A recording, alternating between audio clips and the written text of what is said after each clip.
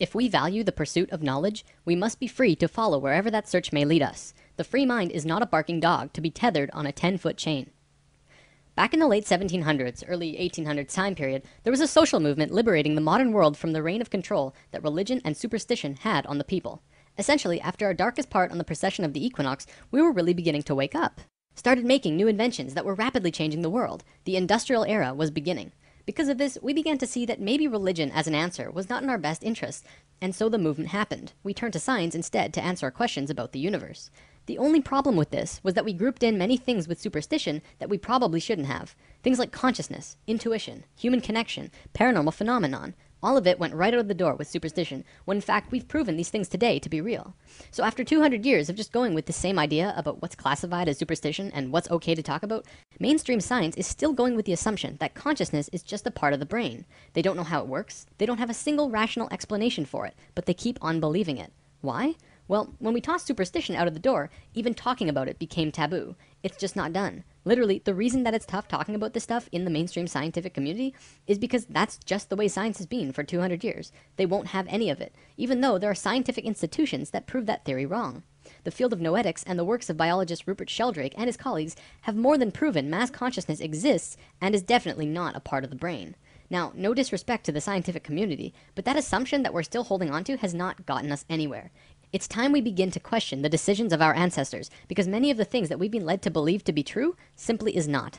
I'm not saying blindly accept all of the new stuff that's coming out nowadays, but we should at least put it on the table and be able to discuss it as a global community. An apocalypse is a disclosure of something hidden from the majority of mankind in an era dominated by falsehood and misconception. If you haven't seen lesson 10 already, you should probably watch that one first. This lesson builds on what we covered last time, the phi ratio in particular. Today, we're going to be looking at another way that humans grow through phi. Instead of looking at phi inside the body, we're going to be looking at phi outside the body, and what it means for us in this pivotal point in human history. One other thing before we get this rolling. I want to give an overview about what sacred geometry really is. Sacred geometry is the geometry of consciousness. It revolves around the idea that all consciousness, including human, is solely based on sacred geometry. Because it is, we can begin to see and understand where we have come from, where we are now, and where we're going. Do you remember the fruit of life? This is the basis of all 13 informational systems that come out of the flower of life, the creation pattern of everything. The first system created the platonic solids, which created structure throughout the universe. The second system was the basis of how vibration, sound, harmonics, music, and matter are all interrelated in all of creation. Today, we will look at the third system. The fruit of life will reveal itself in the process. We'll call this system the circles and squares of human consciousness. It is what the Chinese called circling the square and squaring the circle.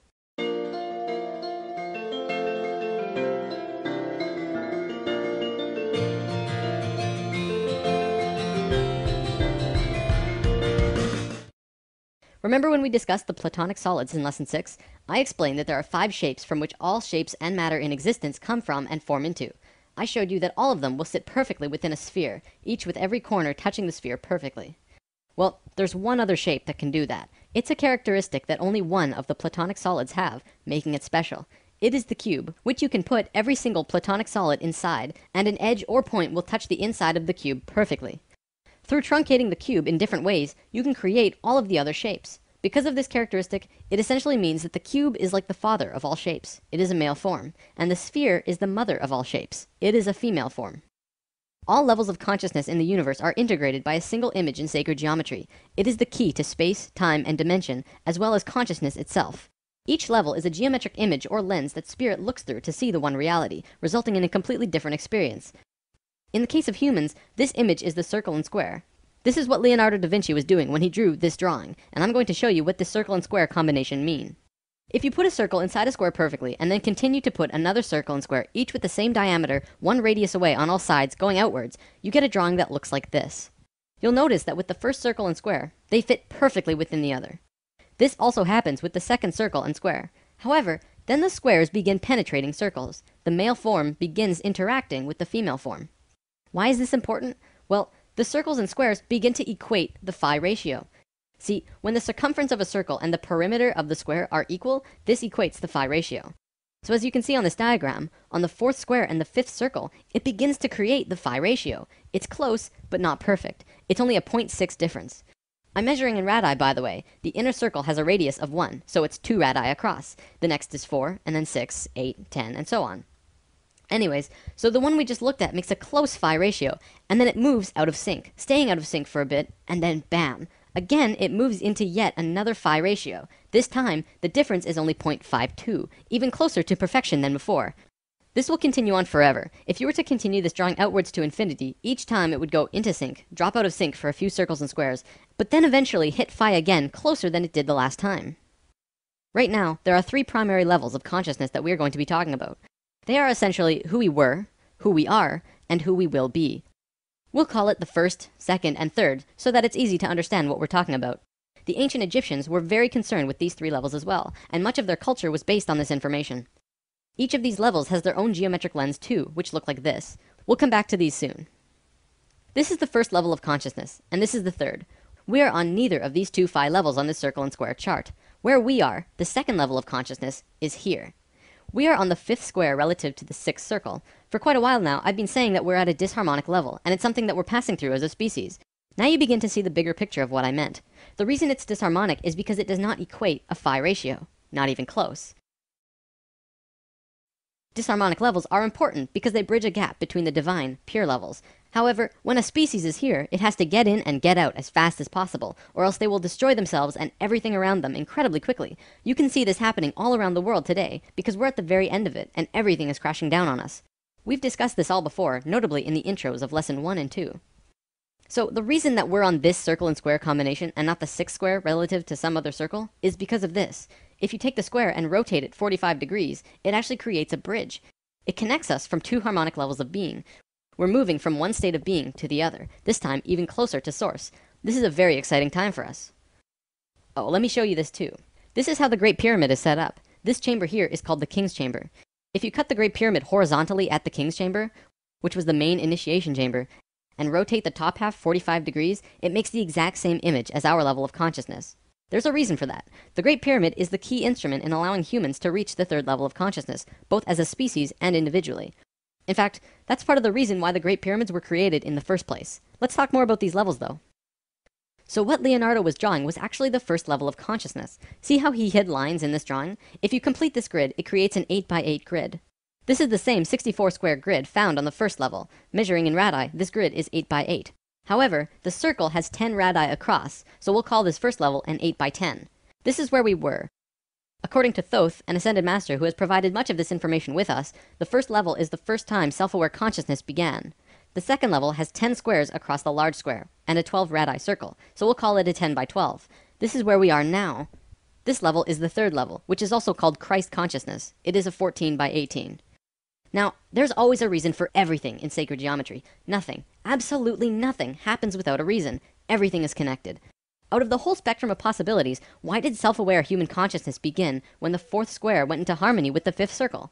Well, let's overlay the fruit of life over our first level for a second. Look at that! It exactly fits the 4th square and 5th circle perfectly. Do you see the perfection of life? The fruit of life pattern was hidden beneath this pattern all along. They're precisely superimposed over the other. In a right brain way, this is how to explain why consciousness first became self-aware between the 4th square and 5th circle. This sacred image was part of the pattern. The fruit of life was completed at the precise moment that the phi ratio first appeared, and when phi appeared, consciousness had a way to manifest in a new way. Throughout time, many scholars have tried to figure out the secret meaning behind what Leonardo meant with the Vitruvian Man drawing. He was showing us human consciousness. This is where we were, the first level. There is a man who did draw our level though. Da Vinci was studying the works of a man named Vitruvius, who lived 1400 years before Da Vinci, hence the name Vitruvian Man. Vitruvius actually drew his own drawing of consciousness as well, and this is what it looked like. The circle and squares in this one are hidden, less obvious than the Da Vinci drawing. Regardless, they're there, and this is the current circle and square combination around our bodies. This drawing also contains the exact proportions of the Merkaba, which is an important energy system outside of the body, similar to how chakras are an energy system inside the body. This image also contains the diamond that perfectly contains the man from head to feet. This is the same image we saw in the consciousness chart, as well as the Great Pyramid. Further proof that this was what Vitruvius was demonstrating to us when he created this image. So here we have drawings of the first 2 levels of consciousness. From what I know, there is no drawing of a third. If there is, it's sealed up, locked away somewhere, and is probably one of the most sacred drawings in existence. Alright, I know talking about geometry all the time can be a little daunting. So many circles and ratios and everything. If this is something you want to learn more about, I am providing the Flower of Life books and PDFs in the comments. This information is found at the very beginning of Volume 2, and much, much more. I could probably do 4 or 5 lessons about the geometries of the human body and still not run out of things to talk about, but it's there for you if you want to learn more now. For the last portion of today's lesson, we're going to talk about some recent findings in modern science. As we just saw in the geometry, we are currently in a disharmonic state of being, but we are just about done with it. In doing so, we are moving into a new state of being. We are transferring from the second level of consciousness to the third, also called Christ consciousness. If we look at evolution in Earth's history, we always seem to make random jumps. There are always missing links in the evolutionary chain. Scientists say that we just haven't found all the fossils, and creationists say that God did it, and therefore it's part of some divine plan. But looking at what we just learned about consciousness, does it not make sense that evolution and creationism are just two sides of the same coin? Consciousness moves through different states of being, constantly moving closer and closer to divinity, to Phi. Every time it reaches a new stage, it makes a rapid biological change into something new, like what we're doing now. This is what the ancient Egyptians called resurrection, which we mentioned in Lesson 7. So, if we're really going through an evolution of consciousness, what's happening inside of us? Surely, this would mean that there are also biological changes happening to us at our core level, right? Does modern science see any big changes that they're afraid to tell the general public because they think it will cause a panic? Short answer, yes. Long answer, we are changing. Right now, as you're watching this, your DNA is mutating. See, in the last few months, modern medicine has finally accepted publicly that a child was born with 3 DNA strands rather than 2. In a simplified way of seeing it, we are adding an entirely new strand to our DNA, going from a double helix to a triple helix. This wasn't discovered recently, though. In fact, scientists have been studying this for almost 10 to 20 years now. Several years ago in New Mexico, there was a convention of geneticists from all over the world with the main topic of discussion being DNA mutations. Scientists acknowledge that we are changing, but the end result, they do not know. Through sacred geometry, we begin to actually see where we could be going. From what our DNA tells us, is that long ago we had 12 strands of DNA activated, and then for some reason, 10 of them turned off, and today we consider these to be junk DNA. This is why we have a double helix and not 12-stranded helix. Essentially, 97% of our DNA is unused. But they're slowly being activated though, so right now we are going from 2 to 3. But eventually we will get back to 12, and then beyond that. With 12 strands activated, you have 10 times as much information available to you than you do with just 2 strands, as we do now. Not only that, but the 12 strands work in sync with the 12 chakras, providing an immense amount of energy into the body. We are about to become super beings, enabling us to understand and do things that currently seem paranormal, bizarre, or downright impossible. From the article The Bigger Picture by Suzanne Thorpe Clarke, we are being changed physically from carbon-based beings to crystalline-based beings. This is interesting because I've actually heard this from various channelings now, ascension and transformation into crystalline at our core. First the psychics were telling us this, and now we have science backing it up. What we know for sure is that we are going through a shift. Today, I want to close with this. In almost every ancient text and Bible, it speaks about a great shift and awakening. The Bible speaks about the coming of Christ. This is interesting actually, because Christ is the name of the third level of consciousness. I didn't just make that up. We are moving into Christ consciousness, which means not that Jesus is going to show up with a big "Ay!" but we are actually moving into the level of conscious understanding that Jesus had. It is the coming of Christ through the human species. Now who's pumped for 2012?